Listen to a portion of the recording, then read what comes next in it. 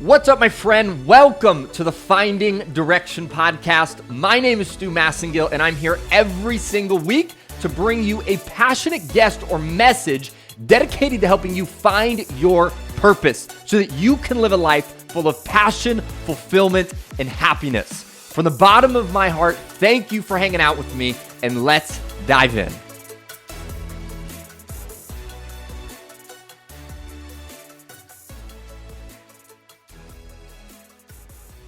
What's up, my friend? Welcome back to another episode here on Finding Direction. I am so excited to bring you this week's episode as I sit down with my good friend Jordan Tarver, who, if you do not follow him on social media, you need to check out what this dude is up to. He is absolutely crushing it in life and inspiring so many people to live lives full of passion, fulfillment, happiness, and everything that we preach on this show. And so what we're actually going to do in this episode is we had Jordan on the show about a year and a half ago, and it was so much impact. We got such a good review from our listeners, from you, for this content that he brought. So I thought I would bring this episode back for you one more time as we get this year kicked off.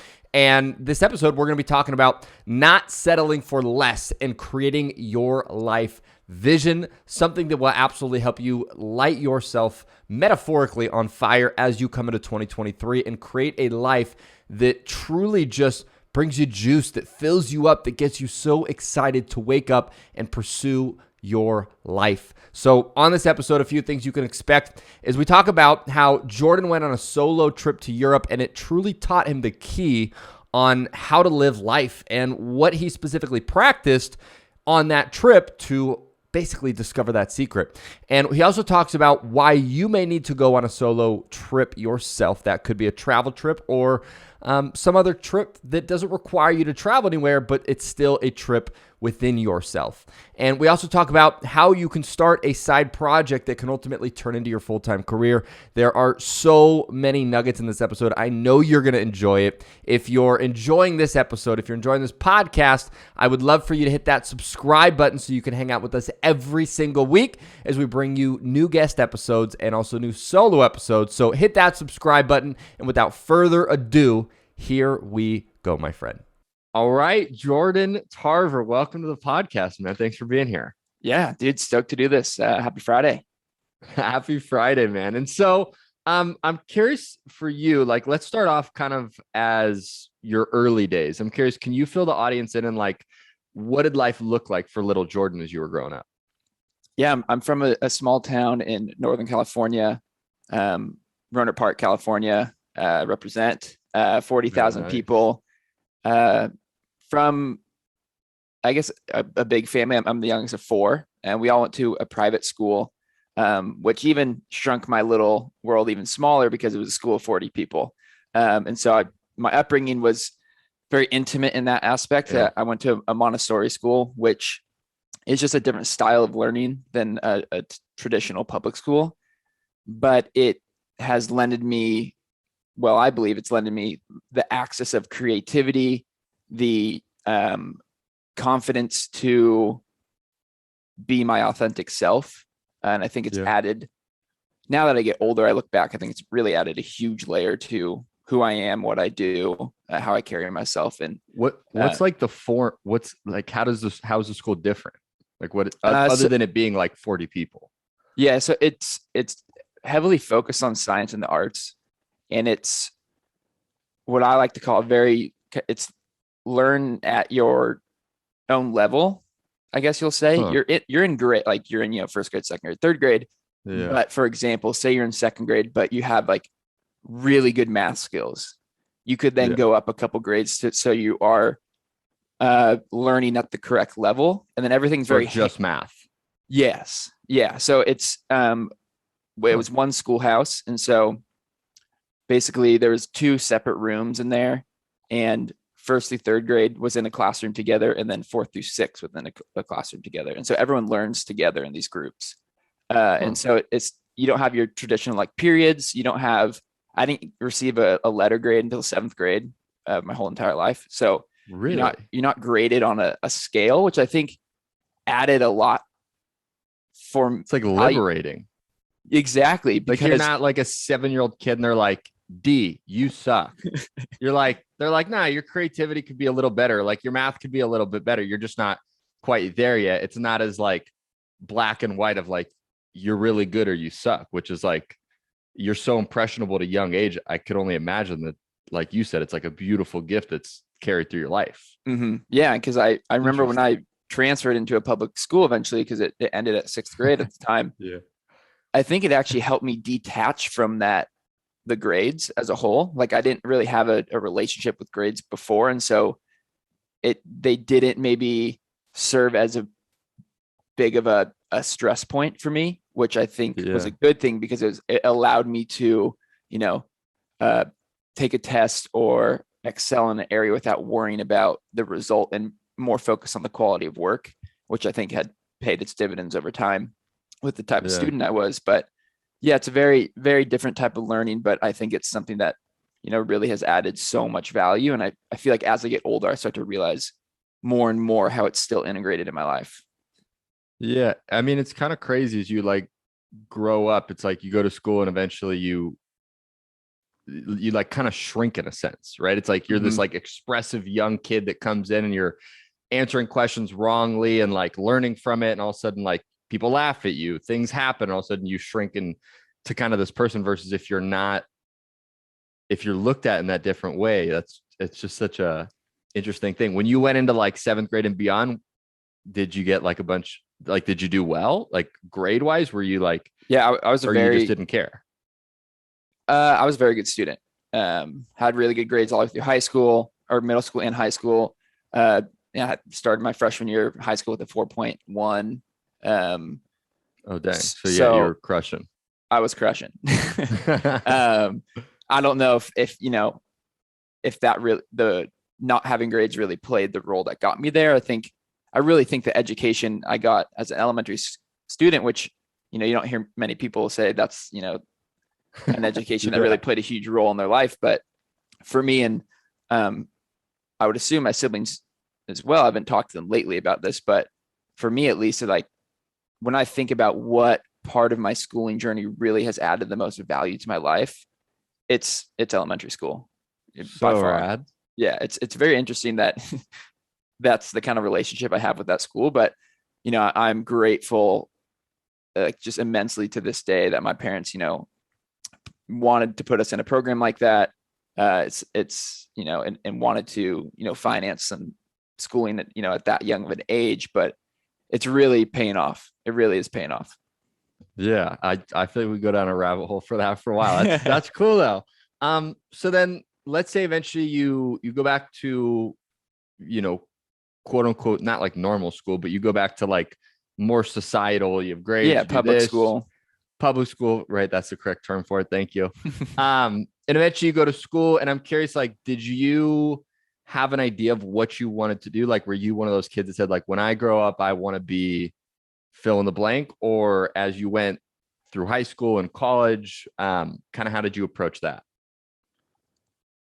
Yeah, I think once I was getting closer to my college years, I could maybe formulate better, ideas of what a career would look like. And I come from a family where our father is a very successful guy in marketing. He's been in the wine industry for 35 plus years. And growing up, watching him and his path as a businessman, as his son and a young kid, you naturally kind of aspire to do something similar. Yeah. And so I always had this, vision for just being in business. I also, was attracted to a sexy paycheck. My as older many brother, people are. Yeah, exactly. How could you not be? For sure. And then as my siblings got into college, my oldest brother was a finance major. And so those, I guess, the people I looked up to kind of dictated the path that I envisioned for myself at the time. Yeah. And so when I moved into college, I knew what I wanted to major in. I declared my major pretty early on in school. I got my degree in business finance. And that's kind of like what led me in the direction that I was at the time. Right. And that's kind of how I ended up in the financial world to start. Right. It's an interesting statistic I was thinking about the other day is like, I wonder and I didn't even Google it, which probably would have been a good start. But I wonder how many people right? Maybe you're the This is a great first place to person to start. come up with it. Yeah. Maybe I am. Don't steal this idea, people. Um, but it's like how many people go in the same line of work as their parents? Like I know there's statistics around it. I forget what it is, like 80 or 90% of people, if your parents grew up as entrepreneurs, you go into entrepreneurship. And if your parents didn't, you don't. And there's like, it's a really large statistic on following entrepreneurship versus not. But as far as like career field, I've always wondered what that is, because I feel like a lot of the time you talk to people and it's just, like you said, it's natural. You go, well, my dad did this, or my mom did this, or even to the extent of like my uncle or my aunt, Right. or my older sibling. It's like so often I mean, especially to the parents, you follow like exactly what it is that they did. Weirdly, like I've done the same thing with my mom. She's a life coach, and I've eventually one day realized I wanted to help people and all this. And one of our good family friends was like, she's like, I could have told you were going to do this 10 years ago. It's just so interesting. Well, it's like, it's the way I think about it when you're talking about that statistic is at the time when maybe you're looking up to them, your knowing of the world is so narrow, and what you may know is, what you see, and what you see is True. what your parents are leading by example. And so that to you is the normal thing, the comfortable thing, the next step. And I think that may, I guess just be the reason that people do that, because that's what they see in their everyday life. Right. It's like there's a saying, it's like you don't know what you don't know. That's why you don't have. So it's like if you grew up and all you know is mom does this, dad does that, it's like it's your world. So it makes sense that yeah, that's a good point. So let's say we jump forward, then you graduate, you're like finance, got this major, and fill us in kind of starting at like your travels. Cause I know obviously your travels were massively impactful in your life. So kind of fill us in on, you decide to go to Europe for a couple of months, and just kind of fill us in there with some of the shifts that happened for you. Yeah. So graduated college in 2016, and I always had this just draw to oversee travel. My siblings had done it.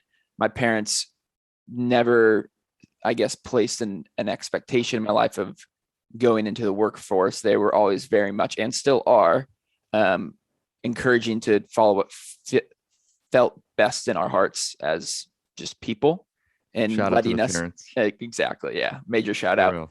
And so always encouraging us to, take the next step that felt right for us. And at the time, going into corporate America with my finance degree didn't feel right for me. And so I didn't do that. And so decided to fly to Europe, which meant it started as a trip with a buddy, but he actually got a job, needed to train during the summer, couldn't go. And then it was, left as this opportunity. At first it was a challenge that I was like, oh shit, like I got to do this by myself, which is very out of character for me. I was not a confident person at the time at all. I still felt uncertain about who I was, what I was trying to do. Just didn't really feel in myself fully quite yet. And so that was out of character for me to go by myself. But I think, it was a very big blessing in disguise, because it was really the first moment of me being forced outside my comfort zone. And that was the fire under my ass. That was the ignition to, get this journey started of really figuring out why I'm here, what I want to do, how I want to carry myself in the world, what impact I want to leave on people. And so taking that trip by myself was one of the, if not the most, transformational experiences in my life. Yeah. So I know I was in doing some research for you. You were saying like, and I had a very similar thing happen in my life where like I was going to travel, I was trying to find myself. I was going to go with a good friend 2 weeks before he bailed. So like I can very much relate to, you're like, oh shit, I'm hopping on a plane next week by myself. But I know one of the things that I heard you say is like, because it like is a cliche, you go to travel to find yourself, but you were like, I really like found myself. Yeah. And I'm curious, if we look at that part of your life, what would you say were 3 things in specific, if 3 things would pop up that helped you figure out who you were? I think, I mean, number one, and I said it earlier, was just being outside of my comfort zone, being away from my bubble. It allowed me to almost break free of who I thought I was because of maybe the tendencies or insecurities I embraced or that engulfed me from my past. And so it allowed me to almost like have a reset and redefine who Jordan Tarver was, who Jordan Yeah. Tarver was to myself. And it allowed me to explore new things. And that really got me in touch with a lot of the things that I found that I'm passionate about and that I love. So I think getting outside my comfort zone was, one of the biggest, I guess, things that happened for me in that trip that really led me to discovering, myself. Another Yeah. thing, I wanted this trip. I'm a very intentional person, a very introspective person. And I wanted this Yeah. trip to mean more than just a European tour. And so I got a journal, a leather bound journal. I made a patch on it to kind of give it a little bit more meaning. It said, "To whom it Yeah. may concern." The idea was I wanted to write this journal to document the experiences I was having, the lessons I was learning. And the reason why I called it "To whom it may concern" is because if it were to fall out of my bag, whoever would pick it up, they would be able to read it and learn something as if it was written to them. And so that was something I brought along with my trip. Hmm. Journal Interesting. daily. At the time, I wasn't a writer at all. This is the first time I really was dabbling with Yeah. writing. And that's actually how I introduced myself to writing and the craft. And that was my first, just interaction with writing as a whole. And obviously now I have a book, I'm an author, and I Yeah. fell in love with it clearly. And I found that there was a way I could use my words to impact people positively. And that was like a big thing for me. And so journaling as a whole has continued to allow me to learn more about myself, to become more aware of what's happening internally, externally, Yeah. process emotions and everything like that. And when you were in Europe journaling, did you, um, like I know now from my research, you journal daily. It's part of your life and your Mm-hmm. creation process and all these things. But when you were in Europe and you were like starting this process, did you do prompts? Would you just be writing about like the Italian phenomenal food you ate the day before? Like what would you be writing about? How would you go about this writing process? Yeah, it was basically doing free writing, but the goal was to recap what was happening around me just so I could basically create a story that I could, read back on, that my, future generations, my kids, their kids, and so on Yeah. could read back on. Um, and so it was more of what happened today, how did it make me feel, what am I going through, those types of things. And that way, that allowed me to do a lot of self-reflection when I came back. I actually reread the book, um, ended up transcribing it into Google Docs, Yeah. and then turned it into its own little book, a passion project I released just Yeah. in my small community at the time. And it was my way of helping people learn from my trip that may not have that same experience, but there are lessons that I learned that everyone can learn from. Yeah. If you could go back to that time in Europe, and how long were you there, by the way? It was meant to be 5 weeks, but I ended up staying for 3 months. Nice. Yeah. S- So s- go yeah. on. So solid trip. So I'm curious, in that time you're journaling, are there any moments you look back on that you were like one of those moments where you're journaling and all of a sudden you're like, holy shit, like I never thought about it this way, or like just something that like clicked in your brain or switched? Was there ever a moment you can think back on that when you were journaling, you were like just had like almost like an epiphany, like holy crap? Did you ever have any of those moments? I think most of those moments actually came after the fact. Hmm. Um, I think for me, journaling has played a big role because it creates a way to have a really good, I guess, session of self-reflection. Yeah. And so when I was journaling, it was go, go, go. I was, train hopping and train surfing across Yeah. the entire continent. So I didn't really have time to, sit down and think. But, and at the same time, I was like 21. I wasn't, in that right mindset quite Yeah. yet. And so I think a lot of those epiphanies really happened when I came back and then reread it at the end of it all. Gotcha. what was one of the epiphanies? I mean, I sound like a broken record, but for me, it's all about what the amount of life you have access to outside of your comfort zone. Yeah.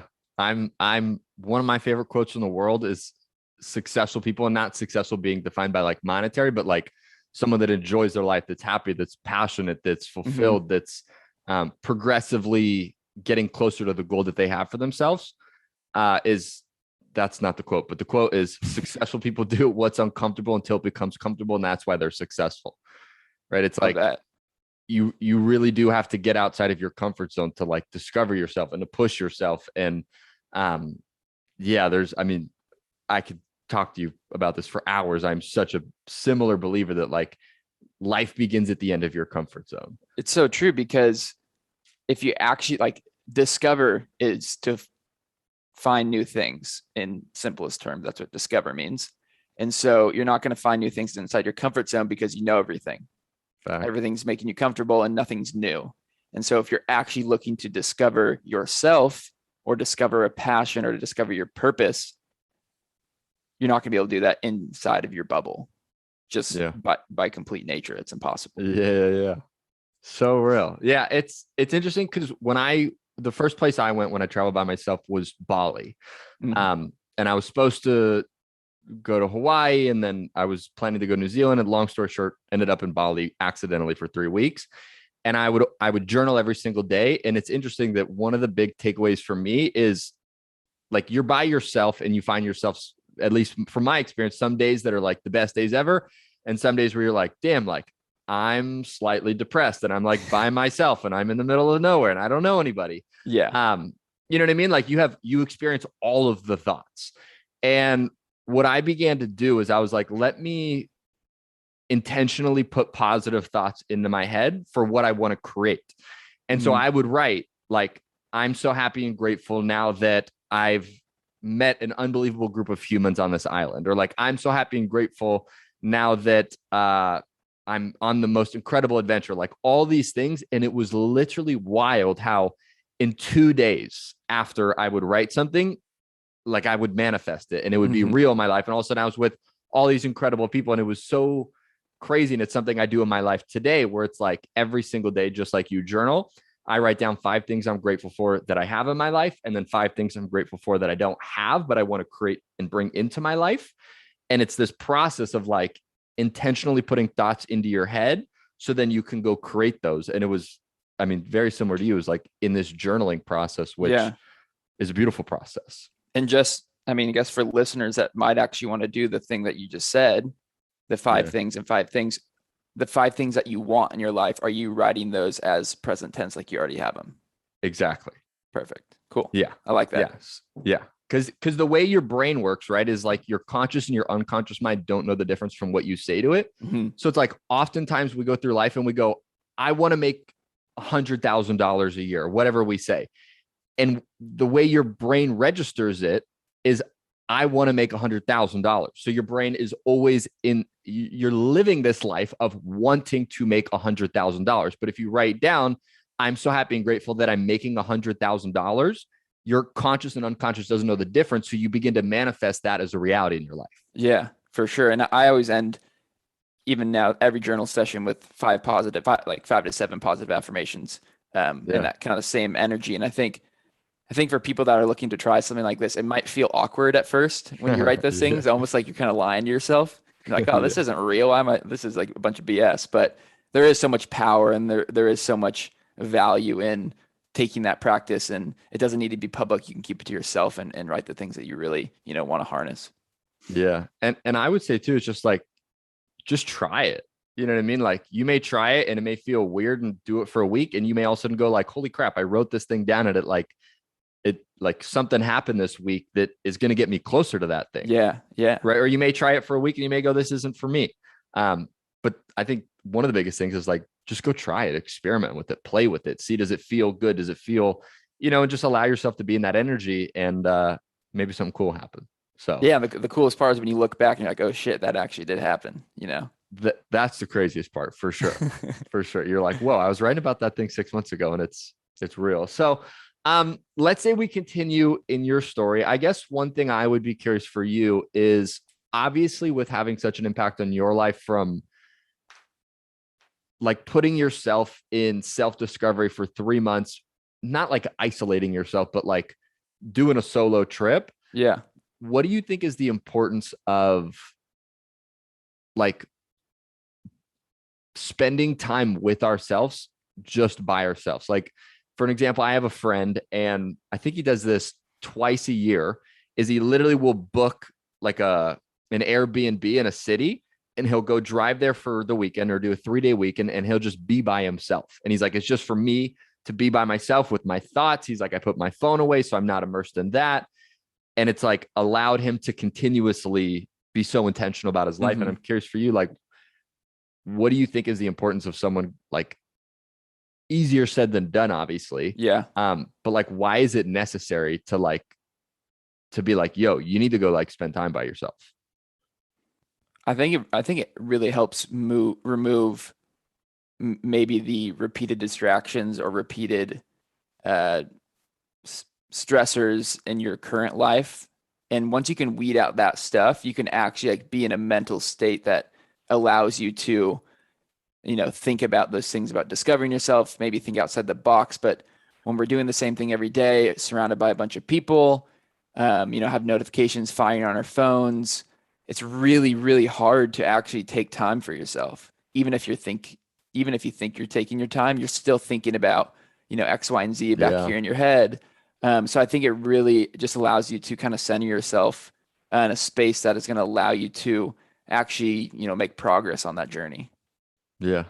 100%. And one thing, again, I was listening to a different podcast you were on, and one of the things you said that I was like, that's so real.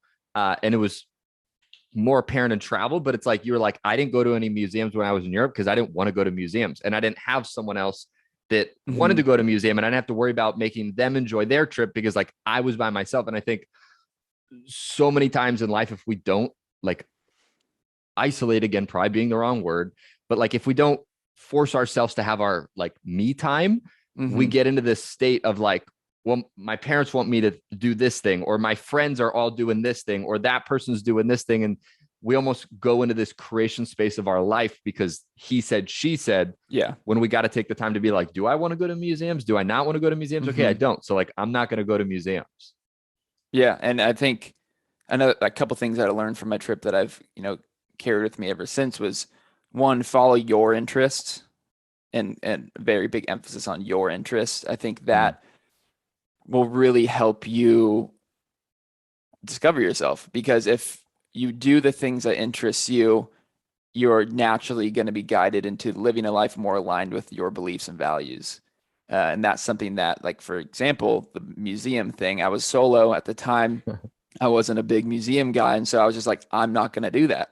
But I know that so many people go to museums in Europe because they're incredible and there's incredible art and history there. But at the time, for me, that just wasn't what I was looking for. And I think that was the blessing of being alone. It's because I could choose it. I could be like, nah, we're not going to do that. We're going to do whatever it was in place of that. And so, yeah, I think it's just really important to follow what you want to do. And if something doesn't interest you, you should feel like you have the permission to say no, even though maybe society makes you feel like, you have to be a yes man or a yes person. But that's my belief is, follow your interest and you're going to be, aligned with what you value most. Right. So let's say we jump back into your story, right? So you get home from Europe. If my timing is correct, you go start working for a mortgage company for 2 years. And eventually, I'm guessing this idea that you're just talking about of follow your interests gets into your mind and you go, I enjoyed writing in Europe, so I'm going to start writing. And obviously I'm clearly missing some spaces in this thing, but like, you're doing good. Thank you. So fill us in though. So you're doing something, you realize you don't like it. You're at this mortgage company. You realize you like writing. Obviously now you're an author of a few books. So like, and you don't work at the mortgage company anymore. You're writing at Forbes as well. You're doing all these things now because you followed your interest, but put us into the moment of like kind of how you went from being at this job, you didn't like it, to following your interest, to now really some of the things that you're doing today. Yeah. So got back from Europe and I had about a 2-month lull until I started that first job. But yeah, worked at a mortgage company, was in the industry for 2 years. And it one day just clicked. Like, I'm so fucking bored in here. Like, this is terrible. If I'm going to be doing this, at the time I'm 20, I think I was 22. If I want to be doing this, working for the rest of my life, I have to be doing something that interests me. I have to be doing something that makes me feel fulfilled. And I, go home every day feeling depleted. This isn't where I want to exist for the rest of my life.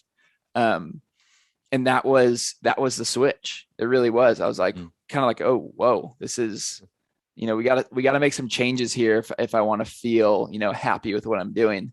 And like you said, I kind of realized, okay, like, what are my skills? Like, what are my actual skills that could provide value to, a company, to other people? And so I kind of just ran through the different creative things I was really good at, because I'm a very creative person, photographer and writer. Yeah. And so I was like, okay, what do I want to like get into? Where can I like, take these things? And writing was something that kind of stuck out at me because I could freelance. And so I could do that at the same time that I was working this 9 to 5. And because I didn't have a journalism background, I was going to need some maybe freelance practice to build up samples to really prove myself in the space. Yeah. And so luckily my brother, who is also in the same kind of work that I do, he had some past freelance clients. And so he dished them off to me.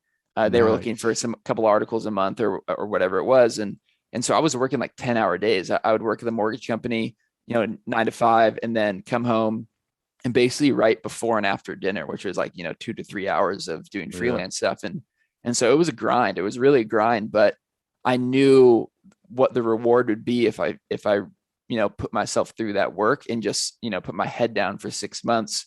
I knew that I could get somewhere where I could be happy with what I was doing every day. I could be excited to come to work and feel like I was, creating the impact that I wanted to create. And after, freelancing for some time, I eventually landed my first writing gig with a publication out of New York City. Stayed there for 2 years, and then eventually was headhunted by Forbes, and that's where I'm editing right now. Let's go. And two things too, I think, is just ridiculous amount of kudos to you to saying like, I'm not happy and let me do something about it. I think it's unfortunate that so many people don't love what they do and they just settle. And they go, yeah, I don't love it, but that's life. And you just go through it and you don't really enjoy it. So like, kudos to you. And I think one thing I'm seeing that helped pull you into that, because some people may go, I don't like this. And, I don't really know what this other thing is.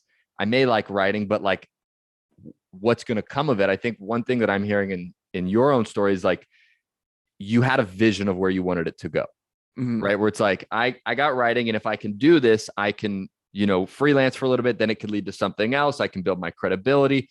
And I think it's just a beautiful nugget for anyone listening to this, that if you want to go to something else, like, do it maybe on the side at first to get some momentum built up. But most importantly, like, have a vision of really what you want to create. Because I'm sure there were days where you got home and you're like, damn, I'm depleted. I had a shitty 8 hours at the mortgage company and I like don't want to write. I got these people that need me to write from, but it's like, when you go back to that vision of like, but no, if I keep doing this, I'll get the credibility and then I can go to somewhere else and it eventually can lead to this other life. I just have to imagine that having that vision allowed you to really like take the action, even when some days you didn't want to take the action. Yeah, I think the vision really helps, because while it gives you the destination, for example, so for me, my vision was a full-time writing gig. That was the thing I was manifesting. I didn't want to be a freelancer because I just wanted something more secure and then somewhere where I could really just grow with the company. And so the end goal was a full-time writing gig, but I knew, like, you got to be realistic. I knew that wasn't the next step. I knew there was some stuff that had to happen between, and one of those things was freelancing. And even though I didn't want to do it, I remembered the purpose. The purpose was to get me to the thing that I wanted, the thing that I was manifesting. And so that helped me stick, through the process. And remembering the purpose too, helped me fall in love with the process because it gave reason. It gave, it gave weight, and it gave, I guess, a purpose to the process. And if I didn't have that, I feel like I would have quit because it was really tough. And it was like, riding at 7 p.m., 8 p.m., 9 p.m. after a long day and have to get up and, do it all over again. Yeah. It was tough. And so just being able to remind myself, okay, you're doing this because of X, that was the fuel. That was the Yeah. fire to keep me going. Love it, man. So cool. So fill us in then. Obviously, you have your book that you've come out relatively recently with. You deserve this Mhm. shit. So fill us in a little bit on I guess just like what's the book about, and what's maybe like a nugget or two that our listeners can take away from it. Yeah, the purpose of the book was to take everything that I've learned so far in my own journey, um, and teach people lessons and give them tools that can help them get unstuck, find their path, and become the best version of themselves. And so I really wanted to create a digestible toolkit, let's call it, Hmm. of self-discovery, tips, tricks, hacks, those kind of things that can really help you on your journey. And these are all things that I've gone through. I teach from a place of personal experience. So everything in the book Yeah. has happened to me, and I've seen the Yeah. benefits of it. And that's why I believe in the book so much, because I've seen all this stuff already play a role in my life. And so I know it can do that for other people. And so the Yeah. book is, it's split into three different pillars: the three pillars of self-discovery, which is something I developed through writing this book, which are awareness, comfort zones, and intentional living. And I believe when you focus on those three areas and you double down and master yourself in each of those areas, you give yourself the greatest opportunity to become the best version of yourself. Mm, love it. And so let's say someone is feeling stuck and they're listening to this and they're not quite sure, like, what's that next step? What would you say is one thing that they can do to get a little bit unstuck? I tell this to every single person that asks me this question: try Let's something go. new. You got to just, you got to get out of your normal routine, break your routine, do something different, shake it up, even if it's going to feel uncomfortable, because it's going to feel uncomfortable. Um, that's like the quickest way to really just kind of flip a switch, is do Yeah. something different, try something new. And even if it's not the exact direction you want to end up in, one pivot's going to lead to another pivot. So make your first pivot to get away from the things that are holding you back. And that way you can kind of like reopen your path and reopen your world and kind of, Hmm. yeah, just refresh your vision of where you want to go. Yeah.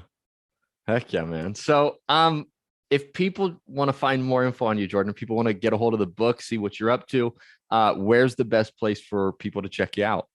Yeah, I'm most active on Instagram, just my name, at Jordan Tarver. If you want to pick up the book, just go to jordantarver.com and you'll see a spot to do that. Perfect, perfect, man. And so, last question I have for you. This is a question we ask every guest because we want to help people find direction in life, but we want to do it through like action, not just sit on your couch. Like, you got to do something to figure it out. And so, I would be curious, what would you say is one thing someone listening to this can do in the next 24 to 48 hours to start finding direction in their life? Journal This, about what you're grateful for, because often the things you're grateful for could help lead you into the direction that you're going to be most happy. If you're mm, grateful for spending time with family, for example, maybe you start to spend more time with family and it helps you realize you haven't been doing that enough. And so maybe it's going to help you realize that you haven't been doing enough of the things that make you happy. And so if you realize the things that make you happy, you can do more of those things, and you can start to feel this direction of what you want to surround yourself with, what you want to engulf yourself in. yeah. And those are the things that are really going to push you in the direction that you belong. Let's go. Let's go, man. I'm a huge fan of that. I love it. So, Jordan, my man, thank you so much for being here, man. It's been truly an honor. Excited to continue to see what you're up to, man. And yeah, just thank you for being here on the podcast today. I appreciate it. Yeah, I appreciate you too, man. Thanks for having me. Absolutely.